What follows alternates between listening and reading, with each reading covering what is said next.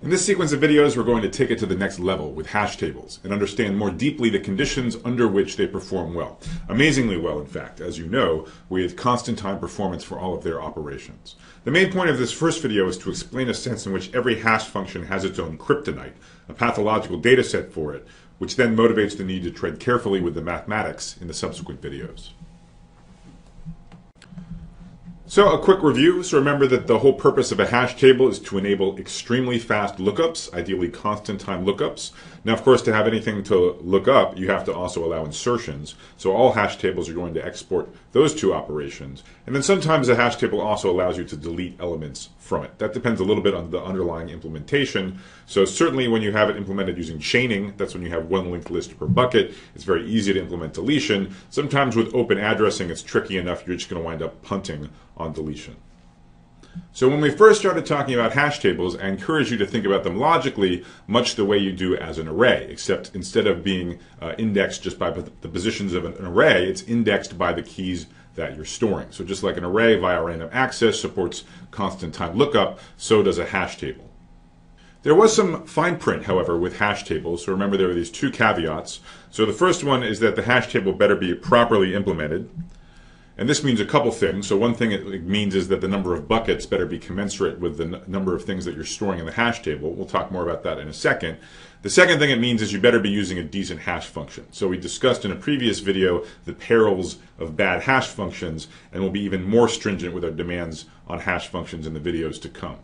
The second caveat, which I'll try to demystify in a few minutes, is that you better have non-pathological data. So in some sense, for every hash table there's kryptonite, there is a pathological data set that will render its performance to be quite poor. So in the video on implementation details, we also discussed how hash tables inevitably have to deal with collisions. So you start seeing collisions way before your hash table starts filling up. So you need to have some kind of method for addressing two different keys that map to exactly the same bucket. Which one do you put there? Do you put both there, or what? So there's two popular approaches. Let me remind you what they are. The first is called chaining. So this is a very natural idea where you just keep all of the elements that hash to a common bucket in that bucket. How do you keep track of all of them? Well, you just use a linked list. So in the 17th bucket, you will find all of the elements which ever hashed to bucket number 17. A second approach, which also has plenty of applications in practice, is open addressing. Here, the constraint is that you're only going to store one item, one key in each bucket. So if two things map to bucket number 17, you got to find a separate place for one of them. And so the way that you handle that is you demand from your hash function not merely one bucket, but rather a whole probe sequence. So a sequence of buckets, so that if you try to hash something into bucket 17 and 17 is already occupied, then you go on to the next bucket in the probe sequence, you try to insert it there. If they fail again, you go to the third bucket in the sequence, you try to insert it there, and so on. So we mentioned briefly the sort of two ways you can specify probe sequences. One is called linear probing. So this is where if you fail in bucket 17, you move on to 18, and then 19, and then 20, and then 21, and you stop once you find an empty one, and that's where you insert the new element. And another one is double hashing, and this is where you use a combination of two hash functions, where the first hash function specifies the initial bucket that you probe, and the second hash function specifies the offset for each subsequent probe. So for example, if you have a given element, say the name Alice, and the two hash functions give you the numbers 17 and 23, then the corresponding probe sequence is going to be initially 17. Failing that, you'll try 40. Failing that, you'll try 63. Failing that, you'll try 86, and so on. So in a course on the design and analysis of algorithms like this one, you typically talk a little bit more about chaining than you do open addressing. That's not to imply that chaining is somehow the more important one. Both of these are important. But chaining is a little easier to talk about mathematically. So we will talk about it a little bit more because I'll be able to give you complete proofs for chaining, whereas complete proofs for open addressing would be outside the scope of this course. So I'll mention it in passing, but the details will be more about chaining just for mathematical ease. So there's one very important parameter which plays a big role in governing the performance of a hash table, and that's known as the load factor, or simply the load of a hash table. And it's a very simple definition. It just talks about how populated a typical bucket of the hash table is. So it's often denoted by alpha, and in the numerator is the number of things that have been inserted and not subsequently deleted in the hash table, divided by the number of buckets in the hash table. So as you would expect, as you insert more and more things into the hash table, the load grows, keeping the number of items in the hash table fixed. As you scale up the number of buckets, the load drops. So just to make sure that the notion of the load is clear and that also you're clear on the different strategies for resolving collisions, the next quiz will ask you about the range of relevant alphas for the chaining and open addressing implementations of a hash table. All right, so the correct answer to this quiz question is the third answer, that load factors bigger than 1 do make sense. They may not be optimal, but they at least make sense for hash tables that implement with chaining, but they don't make sense for hash tables with open addressing. And the reason is simple. Remember, in open addressing, you're required to store only one object per bucket. So as soon as the number of objects exceeds the number of buckets, there's nowhere to put the remaining objects. So the hash table will simply crash at load factors bigger than 1.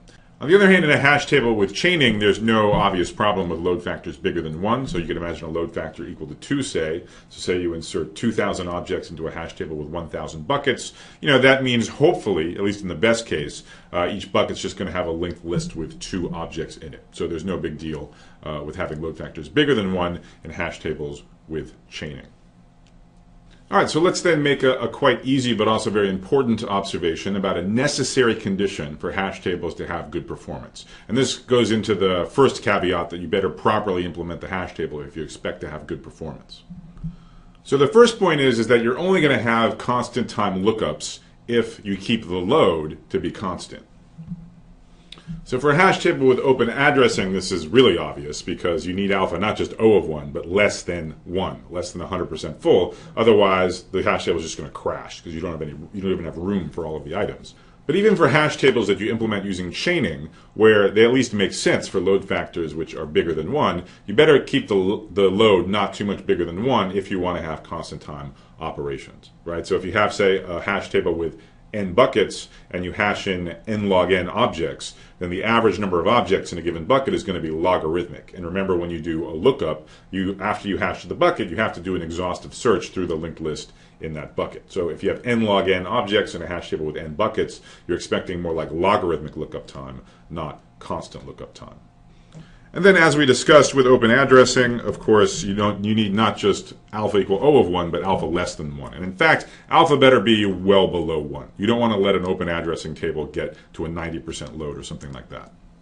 So I'm going to write need alpha less than 1. So that just means you don't want to let the load grow too close to 100%. You will see performance degrade. So again, I hope the point of this slide is clear. If you want good hash table performance, one of the things you're responsible for is keeping the load factor under control. Keep it at most a small constant. With open addressing, keep it well below 100%. So you might wonder what I mean by controlling the load. After all, you writing this hash table, you have no idea what some client's going to do with it. They can insert or delete whatever they want. So how do you control alpha? Well, what you can control under the hood of your hash table implementation is the number of buckets. You can control the denominator of this alpha. So if the numerator starts growing, at some point the denominator is going to grow as well. So what actual implementations of hash tables do is they keep track of the population of the hash table, how many objects are being stored, and as this numerator grows, as more and more stuff gets inserted, the implementation ensures that the denominator grows at the same rate, so that the number of buckets also increases. So if alpha exceeds some target, that could be, say, 75%, 0.75, or maybe it's 0.5, then what you can do is you can double the number of buckets, say, in your hash table. So you define a new hash table, you have a new hash function with double the range, and now having doubled the denominator, the load has dropped by a factor 2. So that's how you can keep it under control. Optionally, if space is at a real premium, you can also shrink the hash table if there's a bunch of deletions, say, in a chaining implementation. So that's the first takeaway point about what has to be happening correctly under the hood in order to get the desired guarantees for hash table performance. You got to control the load. So you have to have a hash table whose size is roughly the same as the number of objects that you're storing. So the second thing you've got to get right, and this is something we've touched on in the implementation videos, is you better use a good enough hash function. And so what's a good hash function? It's something that spreads the data out evenly amongst the buckets. And what would really be awesome would be a hash function which works well independent of the data. And that's really been the theme of this whole course so far. Algorithmic solutions which work well independent of any domain assumptions. No matter what the input is, the algorithm is guaranteed to, for example, run blazingly fast. And I can appreciate that this is exactly the sort of thing you would want to learn from a course like this, right? Take a class in the design and analysis of algorithms, and you learn the secret hash function, which always works well. Unfortunately, I'm not going to tell you such a hash function, and the reason is not because I didn't prepare this lecture. The reason is not because people just haven't been clever enough to discover such a function. The problem is much more fundamental. The problem is that such a function cannot exist. That is, for every hash function, it has its own kryptonite. There is a pathological data set under which the performance of this hash function will be as bad as the most miserable constant hash function you've ever seen. And the reason is quite simple. It's really an inevitable consequence of the compression that hash functions are effectively implementing from some massive universe to some relatively modest number of buckets. Let me elaborate. Fix any hash function, as clever as you could possibly imagine. So this hash function maps some universe to the buckets indexed from 0 to n-1. Remember, in all of the interesting situations of hash functions, the universe size is huge. So the cardinality of u should be much, much bigger than n. That's what I'm going to assume here. So for example, maybe you're remembering people's names, and then the universe is strings, which have, say, at most 30 characters, and n, I assure you, in any application is going to be much, much, much smaller than, say, 26 raised to the 30th power. So now let's use a variant on the pigeonhole principle, and I claim that at least one of these n buckets has to have at least a 1 over n fraction of the number of keys in this universe. That is, there exists a bucket I somewhere between 0 and n-1, such that at least the cardinality of the universe over n keys hash to I, get mapped to I under this hash function h. So the way to see this is just to remember the picture of a hash function mapping, in principle, any key from the universe, all keys from the universe, to one of these buckets. So the hash function has to put each key somewhere in one of the n buckets, so one of the buckets have to have at least a 1 over n fraction of all of the possible keys. One more concrete way to think of thinking about it is you might want to think about a hash table implemented with chaining, and you might want to imagine, just in your mind, that you hash every single key into the hash table. So this hash table is going to be insanely overpopulated. You'd never be able to store it on a computer because it will have the full cardinality of u objects in it, but it's got u objects. It only has n buckets. One of those buckets has to have at least a u over n fraction of the population. So the point here is that no matter what the hash function is, no matter how clever you build it, there's going to be some bucket, say bucket number 31, which gets its fair share of the universe, maps to it. So having identified this bucket, bucket number 31, where it gets at least its fair share of the universe mapped to it, now to construct our pathological data set, all we do is pick from amongst these elements that get mapped to bucket number 31. So for such a data set, and we can make this data set basically as large as we want because the cardinality of u over n is unimaginably big because u itself is unimaginably big, then in this data set everything collides. The hash function maps every single one to bucket number 31, and that's going to lead to terrible hash table performance. Hash table performance which is really no better than the naive linked list solution. So for example, in a hash table with collisions, in bucket 31, you will just find a linked list of every single thing that's ever been inserted into the hash table. And for open addressing, maybe it's a little harder to see what's going on. But again, if everything collides, you're going to basically wind up with linear time performance, a far cry from constant time performance. Now, for those of you to whom this seems like just sort of pointless abstract mathematics, I want to make 2 points. The first is that, at the very least, these pathological data sets indicates that we will have to discuss hash functions in a way differently than how we've been discussing algorithms so far. So when we talked about merge sort, we just said it runs in n log n time no matter what the input is. When we discussed Dijkstra's algorithm, it runs in m log n time no matter what the input is. Depth first search, breadth first search, linear time no matter what the input is. We're going to have to say something different about hash functions. We will not be able to say that a hash table has good performance no matter what the input is. This slide shows that that's false. The second point I want to make is that while these pathological data sets, of course, are not likely to arise just by random chance, sometimes you are concerned about somebody constructing a pathological data set for your hash function, for example, in a denial of service attack. So there's a very clever illustration of exactly this point in a research paper from 2003 by Crosby and Wallach. So the main point of Crosby and Wallach was that there's a number of real-world systems, and maybe their most interesting application was a network intrusion detection system, for which you could bring them to their knees by exploiting badly designed hash functions. So these were all applications that made crucial use of hash tables, and the feasibility of these systems really completely depended on getting constant time performance from the hash tables. So if you could exhibit a pathological data set for these hash tables and make the performance devolve to linear, devolve to that of a simple linked list solution, the systems would be broken. They would just crash or they'd fail to function. Now we saw in the last slide that every hash table does have its own kryptonite, has a pathological data set. But the question is, how can you come up with such a pathological data set if you're trying to do a denial of service attack on one of these systems? And so the systems that Crosby and Wallach looked at generally shared two properties. So first of all, they were open source. You could inspect the code, you could see what hash function it was that they were using. And second of all, the hash function was often very simplistic. So it was engineered for speed more than anything else. And as a result, it was easy to, just by inspecting the code, reverse engineer a data set that really did break the hash table, that devolved the performance to linear. So for example, in the network intrusion detection application, there was some hash table that was just remembering the IP addresses of packets that were going through because it was looking for patterns of data packets which would seem to indicate some kind of intrusion. And Crosby and Wallach just showed how sending a bunch of data packets to the system with cleverly chosen sender IPs really did just crash the system because the hash table performance blew up to an unacceptable degree. So how should we address this fact of life that every hash function has a pathological data set?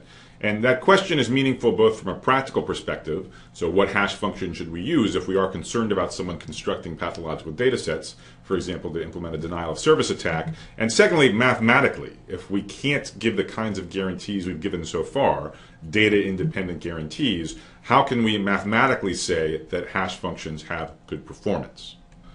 So let me mention two solutions. The first solution is meant more just on the practical point, what hash function should you implement if you are concerned about someone constructing pathological data sets. So there are these things called cryptographic hash functions. So for example, one cryptographic hash function, or really family of hash functions for different numbers of buckets, is SHA-2.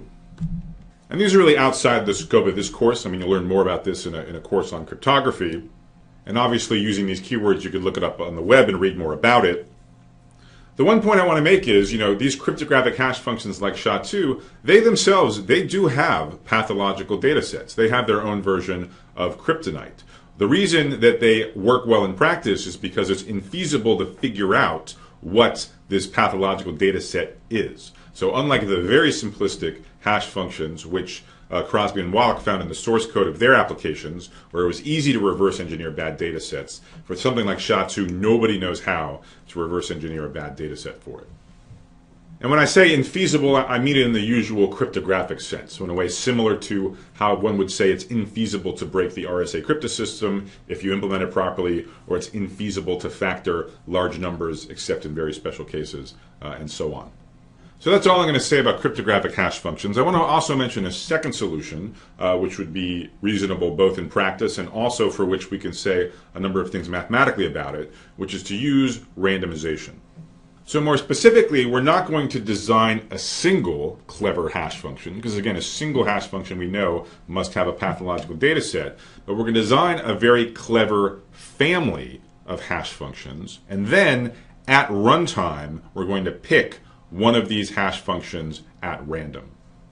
And now the kind of guarantee we're going to want and we're going to be able to prove on a family of hash functions will be very much in the spirit of quicksort.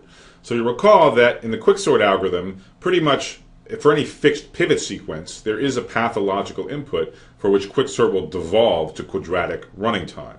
So our solution was randomized quicksort, which is rather than committing up front to any particular method of choosing pivots, at runtime we're going to pick pivots randomly.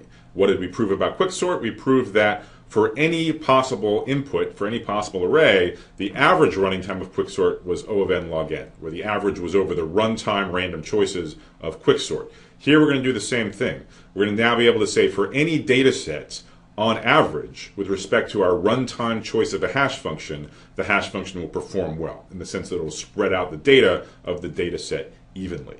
So we flipped the quantifiers from the previous slide. There we said if we pre-commit to a single hash function, if we fix one hash function, then there's a data set that breaks the hash function. Here we're flipping it. We're saying for each fixed data set, a random choice of a hash function is going to do well on average on that data set, just like in Quicksort. This doesn't mean, notice, that we can't make our program open source. We can still publish code which says, here is our family of hash functions, and in the code will be make a random choice from this set of hash functions. But the point is, by inspecting the code, you'll have no idea what was the real-time random choices made by the algorithm, so you'll know nothing about what the actual hash function is, so you won't be able to reverse engineer a pathological data set for the real-time choice of a hash function. So the next couple of videos are going to elaborate on this second solution of using a real-time random choice of a hash function as a way of saying you do well on every data set, at least on average. So let me just give you a roadmap of where we're going to go from here. So I'm going to break the discussion of the details of this randomized solution into 3 parts spread over 2 videos. So in the next video, we're going to begin with a definition of what do I mean by a family of hash functions, so that if you pick one at random, you're likely to do pretty well. So that's a definition which is called a universal family of hash functions. Now, a mathematical definition by itself is worth approximately nothing. For it to be valuable, it has to satisfy 2 properties. So first of all, there have to be interesting and useful examples that meet the definition. So that is, there better be useful looking hash functions that meet this definition of a universal family. So the second thing will be to show you that they do indeed exist. And then the other thing a mathematical definition needs is applications. So that if you can meet the definition, then good things happen. So that'll be part 3.